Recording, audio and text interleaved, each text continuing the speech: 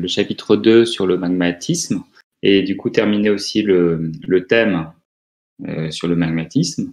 Alors, on s'était arrêté du coup hier, plutôt vendredi. En fait, on avait vu les notions, enfin, on avait vu le diagramme binaire avec eutectique et le diagramme ternaire en cristallisation. Et du coup, on avait mis en évidence, on avait retrouvé un peu l'idée d'une cristallisation ordonnée des minéraux. Ça nous rappelait du coup ce qu'on avait vu avec la série de réactionnelle de Bowen. Aujourd'hui, en fait, on va voir les autres causes, enfin en tout cas les causes en fait de l'évolution en fait des liquides, un liquide primaire vers des liquides secondaires, hein, ce qu'on appelle la différenciation des magmas, et avec la cristallisation fractionnée, avec le mélange de magma et avec la contamination. Alors, diapositive du coup numéro 198. On nous explique ce que c'est qu'un cumulat. Donc un cumulat, en fait, c'est une roche qu'on peut trouver du coup à l'affleurement avec une texture grenue. Donc ça va être une roche qui a refroidi du coup lentement en profondeur, une roche magmatique plutonique et qui provient en fait de la sédimentation des cristaux dans la chambre magmatique. Donc sur cette diapositive là, on vous a représenté une poche qui contient un magma, donc une chambre magmatique. Et dans cette chambre magmatique, le liquide se refroidit. Et donc, à un moment donné, on passe le liquidus et on va commencer la cristallisation. Donc là, on est en train de cristalliser en fait des cristaux qu'ils ont représentés par des rectangles verts. Et ces cristaux, au fur et à mesure qu'ils cristallisent, ils se déposent au fond de la chambre magmatique et forment ce qu'on appelle du coup un cumulat. Ce cumulat étant du coup une roche plutonique. Alors, c'est ce qui se passe, diapositive 199. Donc, je vous avais demandé de réaliser du coup un schéma de cette diapositive-là. C'est ce qui se passe notamment, par exemple, sur dans la chambre magmatique des dorsales rapides. Donc là, sur ce schéma, on est 199. Ils nous ont représenté finalement en vert foncé la croûte océanique. Je vous rappelle que le sommet de la croûte océanique est constitué en fait de basalte en coussin.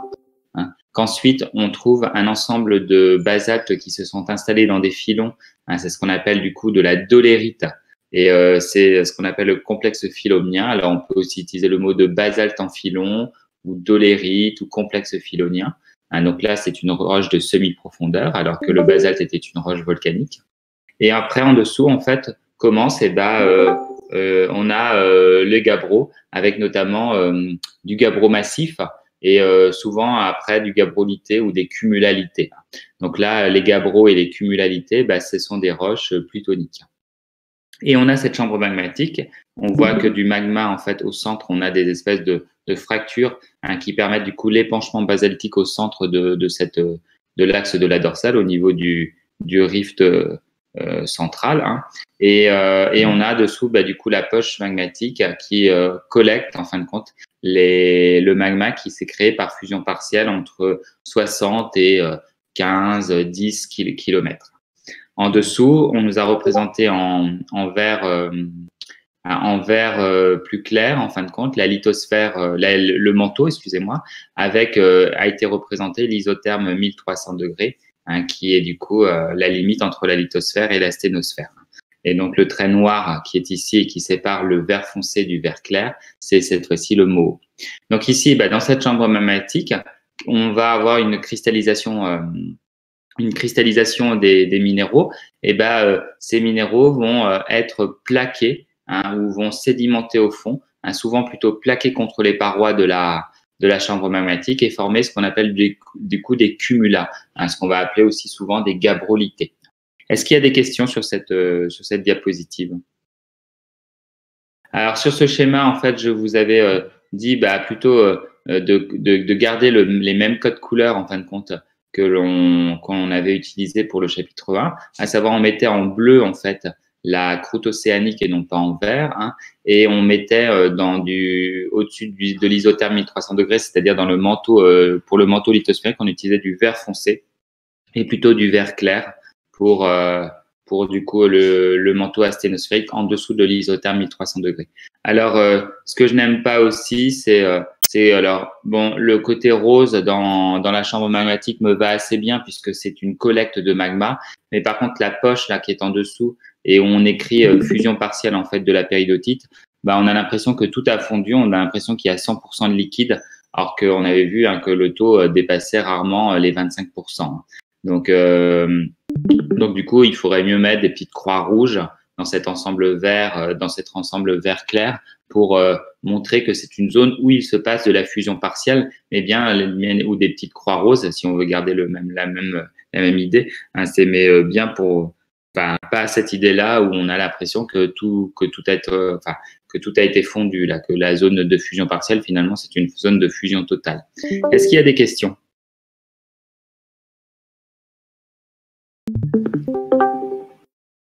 Alors, ces séries, en fin de compte, cette série de roches de la lithosphère océanique, lors de la collision, elle peut se retrouver dans les chaînes de montagne. On appelle ça les ophiolites. Vous aviez vu ça en fait en terminale.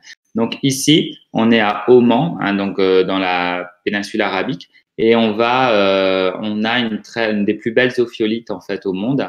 Et donc ici, quand on regarde par exemple cette zone-là, on voit que l'on a des espèces de lits clairs et des lits plus foncés. Alors les lits qui sont plus foncés, ce sont des lits qui sont plus riches en minéraux ferromagnésiens, et les lits plus clairs, ce sont des lits qui sont plus riches en fait en feldspath plagioclase, donc en minéraux clairs. C'est un peu bizarre parce que du coup, on a l'impression, il y a un litage. On a l'impression que c'est une roche sédimentaire comme une roche sédimentaire, alors que c'est une roche plutonique, magmatique. Donc du coup, c'est assez surprenant. En fait, ici, ce qui se passe, on a affaire à ce qu'on appelle un gabrolité. Et ce gabrolité, en réalité, il va faire appel à la série réactionnelle de Bowen. C'est-à-dire que quand je reviens un peu en arrière, on a dit du coup ici que la chambre magmatique a été remplie, et que du coup, il va y avoir une cristallisation des minéraux. Cette cristallisation des minéraux, elle va se faire, diapositive 201, selon l'ordre de la série réactionnelle de Bowen. Et ce qu'on voit, c'est que c'est d'abord les olivines qui vont cristalliser, puis après, on va avoir le démarrage des pyroxènes, et puis ensuite, on aura les minéraux, plutôt les plagioclases. Donc, dans l'ordre, c'est d'abord les olivines, puis les pyroxènes, puis les plagioclases. Donc, ça veut dire que si je reviens à ma chambre magmatique, puisque je suis dans une ophiolite, ça veut dire qu'en réalité, je suis dans une ancienne lithosphère océanique.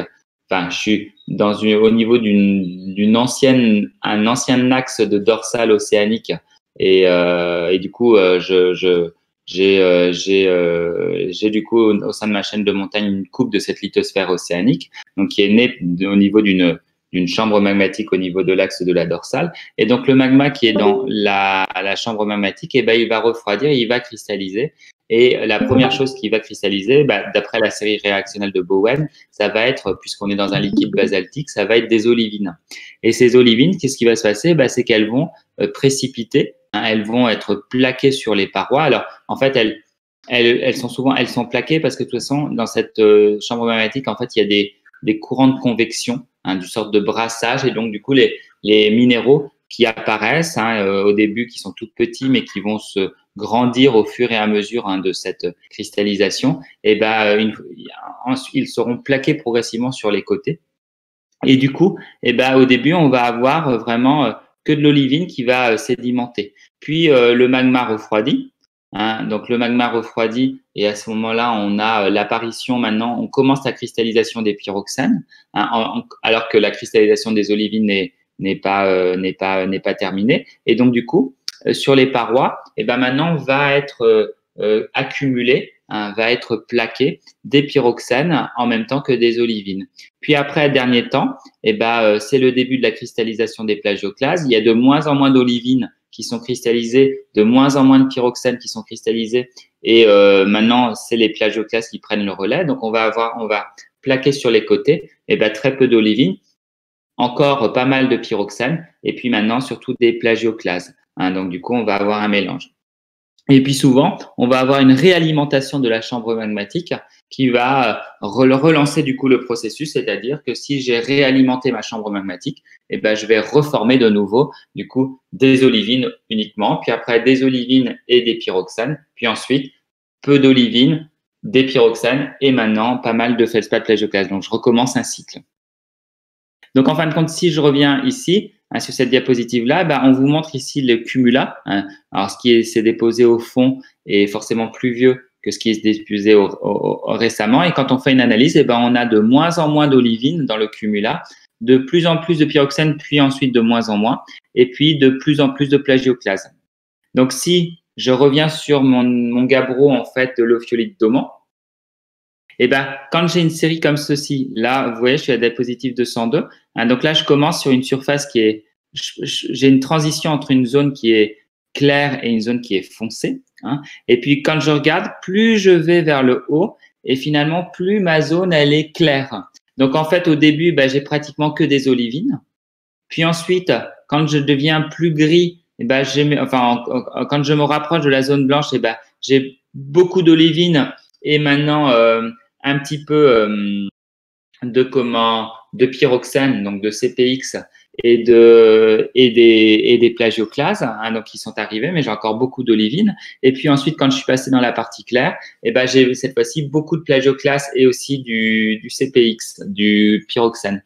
Et puis, je recommence un cycle. Et donc là, je vois que je repars sur une roche qui est foncée, comme initialement dans ma série là. Donc du coup, j'ai réinjecté un magma et du coup, de nouveau, j'ai beaucoup d'olivines et un peu de pyroxène, pratiquement que des olivines, puis beaucoup d'olivines et un peu de pyroxène et de plagioclase, puis ensuite beaucoup de plagioclase et de pyroxène. Et je recommence. Donc à chaque fois que j'ai une zone comme ça foncée, je commence une zone foncée, ça veut dire que dans ma chambre magmatique, il y a eu une réinjection de magma. Donc du magma a rempli de nouveau la chambre magmatique et on est reparti sur un cycle. Alors, si on regarde dans les diagrammes, si vous utilisez les diagrammes de Strikeisen, en fait, quand on n'a que de l'olivine, ça s'appelle une dunite.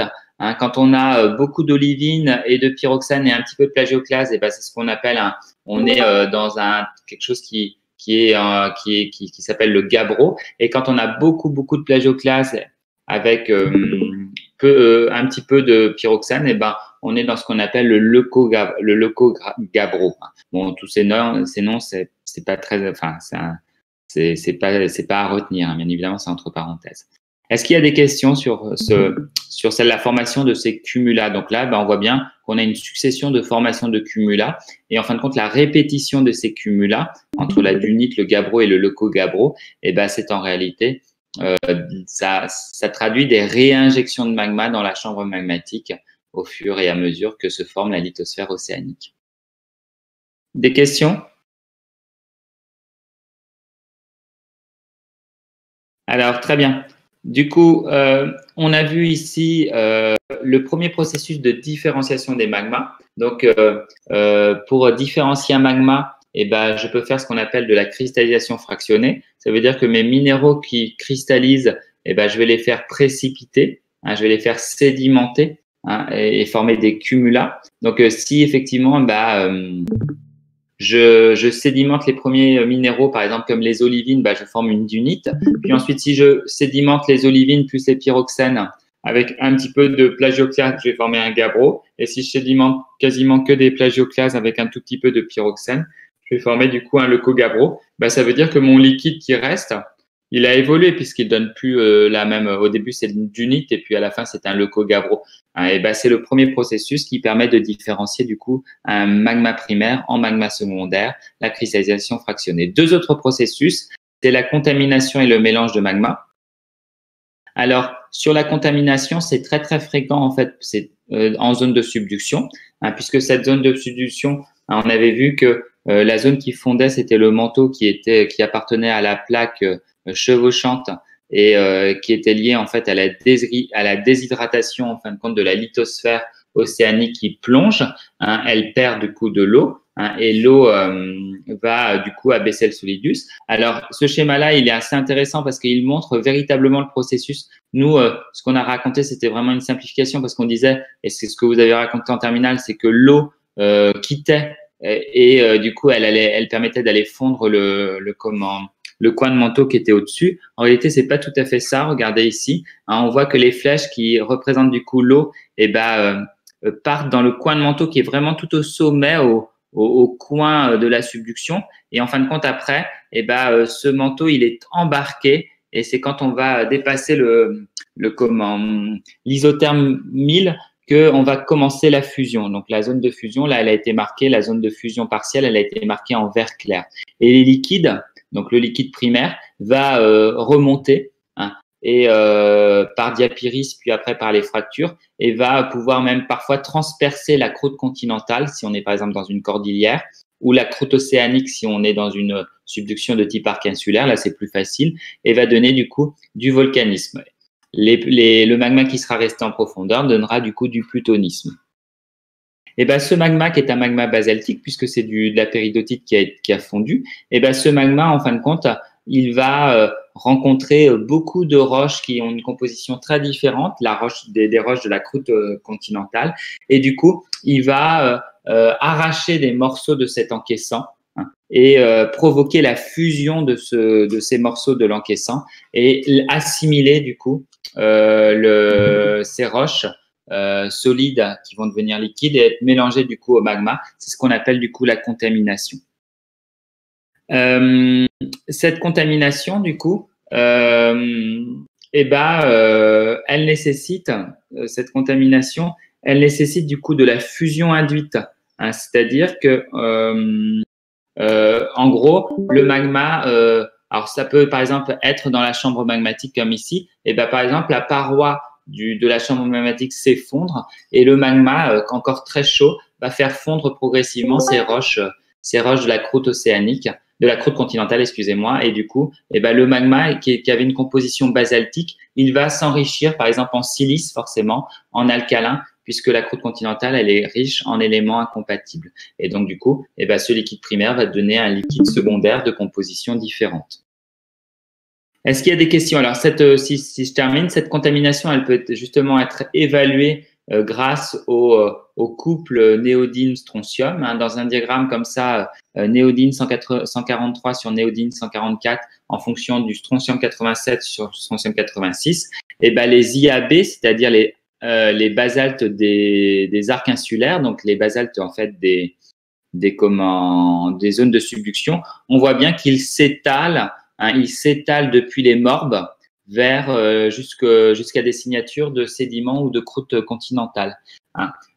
Donc du coup, ça montre tout l'effet de la contamination, parce que si on réfléchit, les IAB, le magma en fin de compte, il vient du manteau, du manteau du coup lithosphérique de la plaque chevauchante. Autrement dit, c'est du manteau supérieur, donc du manteau appauvri. Donc normalement, un IAB devrait avoir une signature assez similaire aux morbes, qui eux aussi proviennent de la fusion partielle du manteau supérieur. Et pourtant, on voit bien que leur signature s'étale. Hein. Il y en a quelques-uns effectivement qui ont la même signature que les morbes, mais la plupart ont des signatures intermédiaires, voire même des signatures un peu de croûte continentale. Et ça indique ça indique que la contamination, en fin de compte, de ce magma a été très important par la croûte continentale. Est-ce qu'il y a des questions?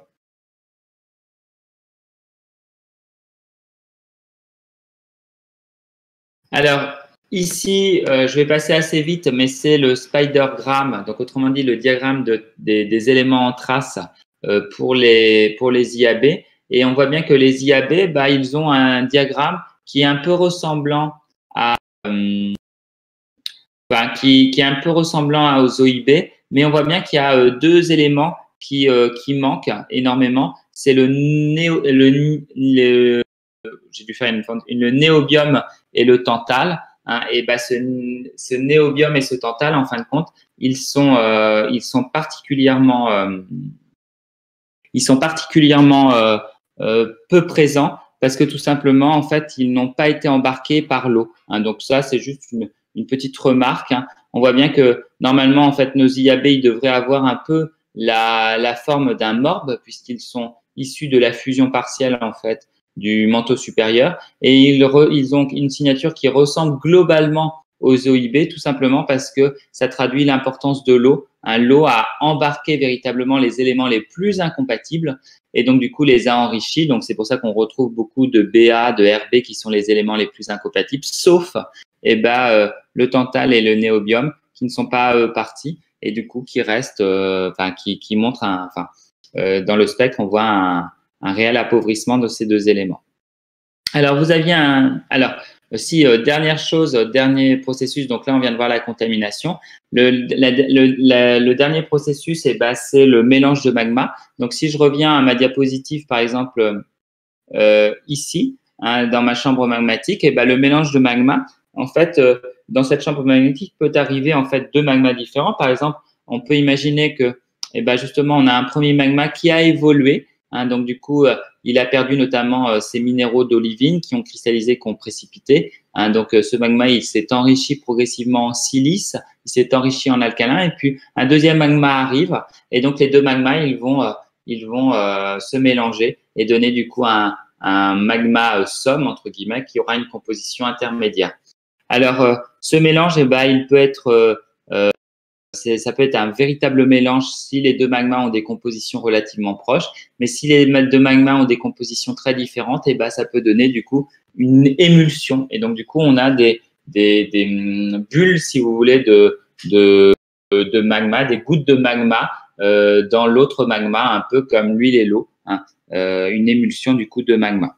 Donc voilà nos trois processus du coup de différenciation. Autrement dit, la contamination, le mélange de magma et ce qu'on avait vu avant, du coup, la cristallisation fractionnée. Donc ici, vous aviez un exercice 7 sur établir une chronologie par des observations de terrain. Donc vous êtes en fait à Ploumana, donc en Bretagne, sur la plage Sainte-Anne, et on a la présence en fait de deux roches. On a des enclaves, on a des zones qui sont une roche qui est très sombre et donc très riche en ferromagnésiens et qui s'appelle du coup le gabbro. Et puis vous avez une autre roche qui est plus claire et qui s'appelle le granit. Alors, on vous disait de montrer par le principe d'inclusion que cet affleurement, il mettait en difficulté ce principe d'inclusion et de proposer du coup une hypothèse explicative. Alors, si on regarde la première photo, ce qu'on voit, c'est que si j'applique le principe d'inclusion, je vois que ici le granit est tout autour, en fin de compte, du gabbro. Donc, en gros, c'est le gabbro qui est inclus dans le granit. Donc, si on applique le principe d'inclusion, ça veut dire que du coup, le gabbro qui est inclus est forcément plus vieux. Donc, on aurait eu la formation du gabbro et puis ensuite la formation du granit.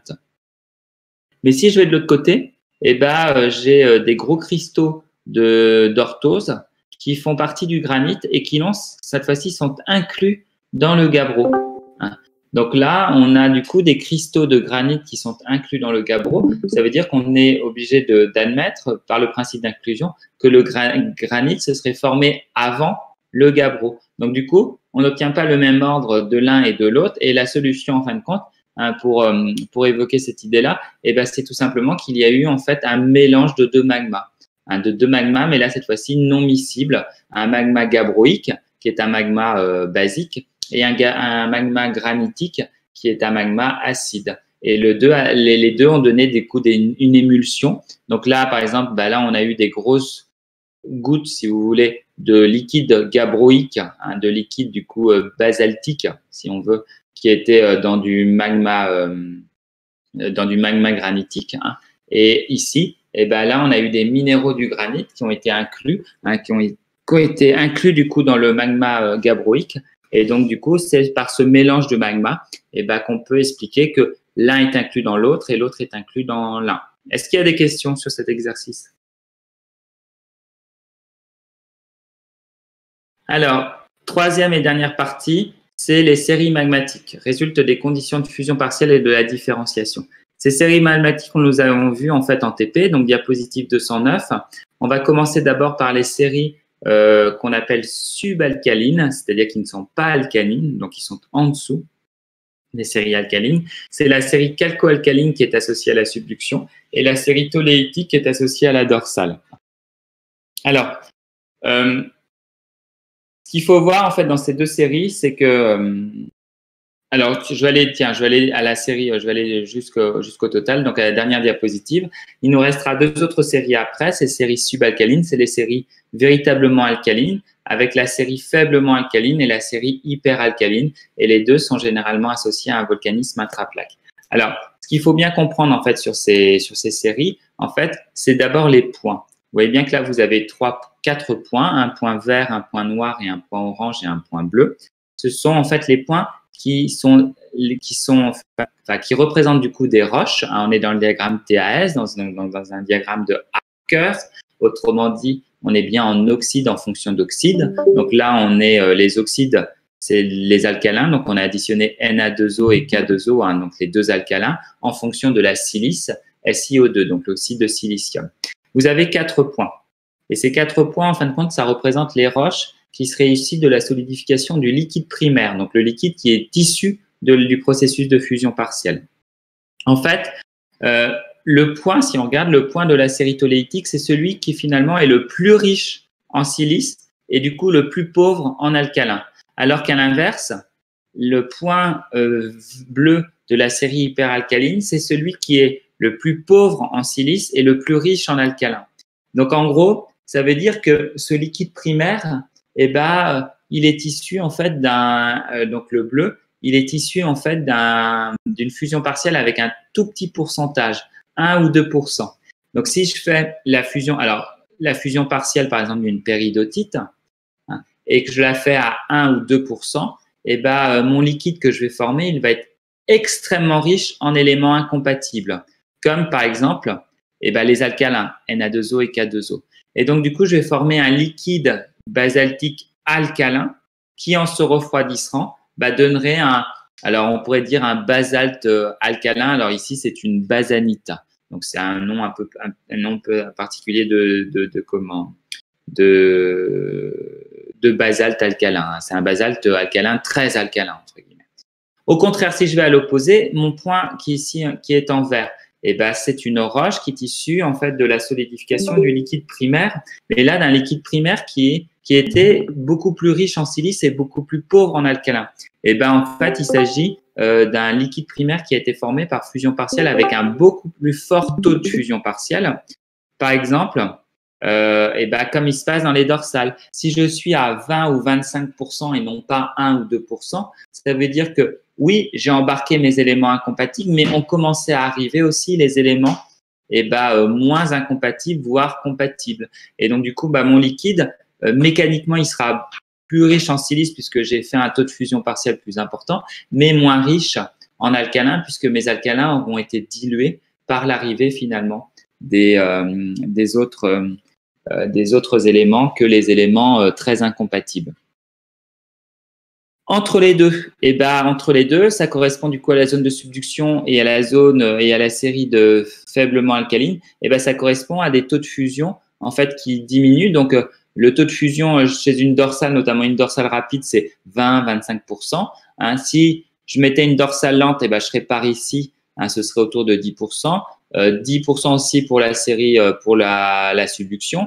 Et puis, je vais tomber sur 5% pour un point chaud. Et puis, si je suis vraiment au début du point chaud, je serai à 1 ou 2%. Donc, on voit bien que mes points là, qui représentent la solidification de mes liquides primaires, ils sont placés en fonction, regardez ici, d'une diminution du taux de fusion partielle. Plus mon taux de fusion partielle diminue, plus j'ai d'alcalin et moins j'ai de silice dans mon liquide primaire. Et inversement, plus j'augmente mon taux de fusion partielle et moins je vais avoir d'alcalin parce qu'ils auront été dilués par l'arrivée des autres éléments plutôt, des éléments moins incompatibles et compatibles, et plus mon liquide sera riche en silice.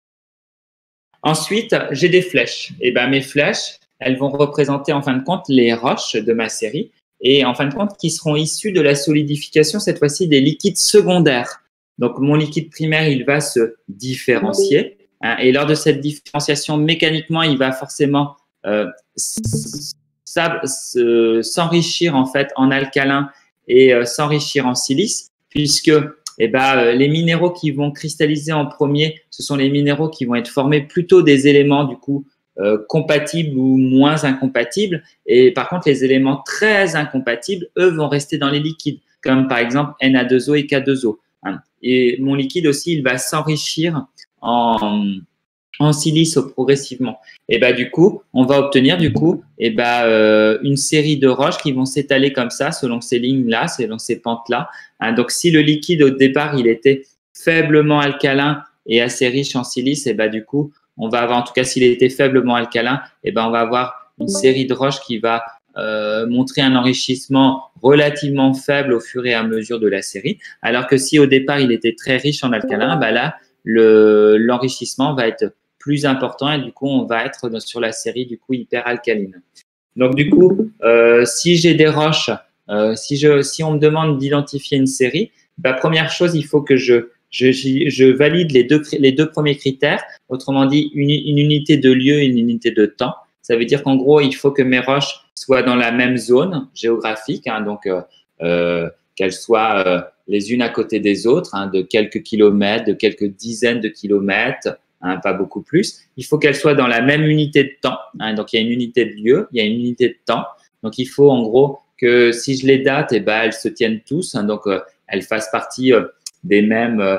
Entre leurs âges, eh ben, il y a peut-être une différence de quelques dizaines ou voire tout au plus quelques centaines de milliers d'années. Hein, donc, il ne faut pas qu'il y en ait une qui date de 300 millions d'années et l'autre qui date de 1 million d'années. Ça ne fait pas partie d'une série. On n'aurait pas le critère de l'unité de temps. Et enfin, il faut avoir une unité magmatique. Et pour montrer qu'il y a une unité magmatique, eh ben, il faut mettre les roches dans le diagramme TAS. Et quand on le met dans les diagrammes TAS, mes roches, elles doivent se placer les unes à côté des autres, montrer qu'il y a une évolution finalement de la composition chimique de ces roches. Et cette évolution de la composition chimique de ces roches, en fait, elle traduit une évolution du liquide qui a donné du coup cette série de roches. Autrement dit, c'est l'évolution de ce liquide, c'est en réalité la différenciation par essentiellement cristallisation fractionnée.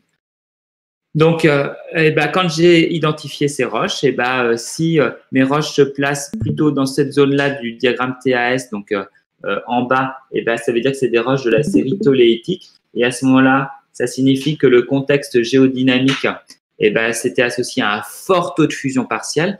Où peut-on trouver un fort taux de fusion partielle?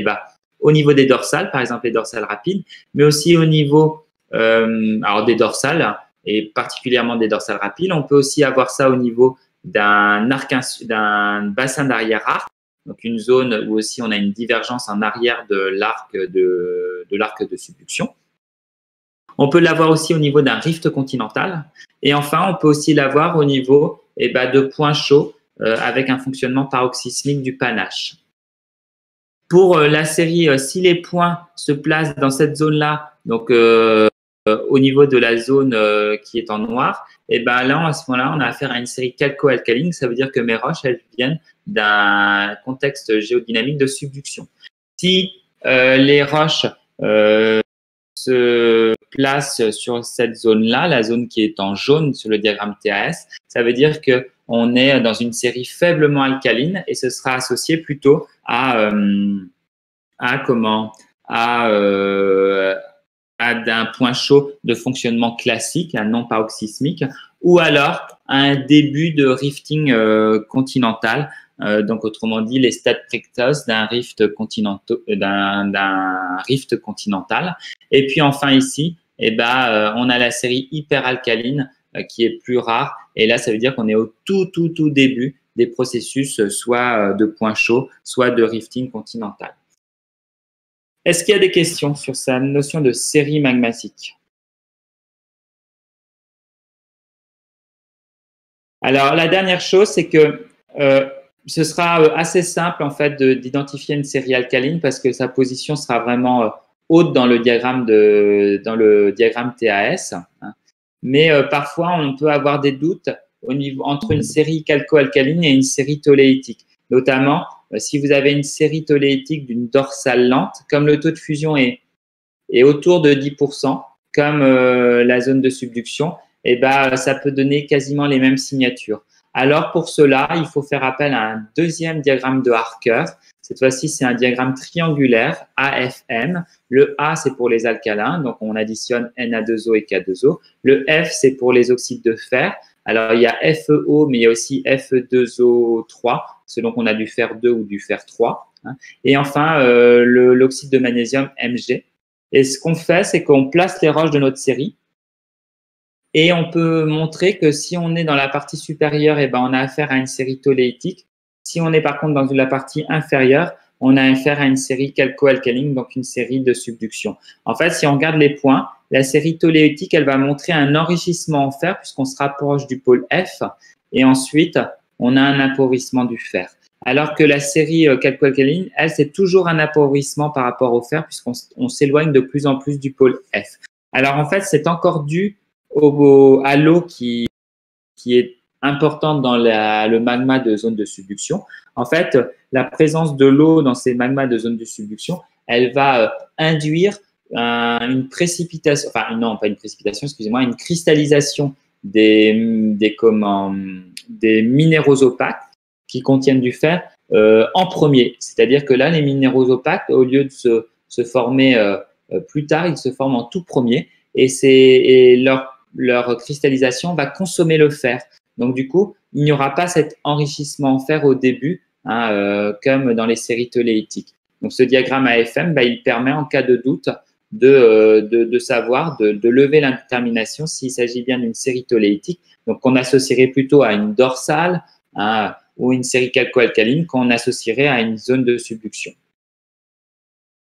Est-ce qu'il y a des questions ? Donc, j'ai du coup terminé avec ce cours de Magmato.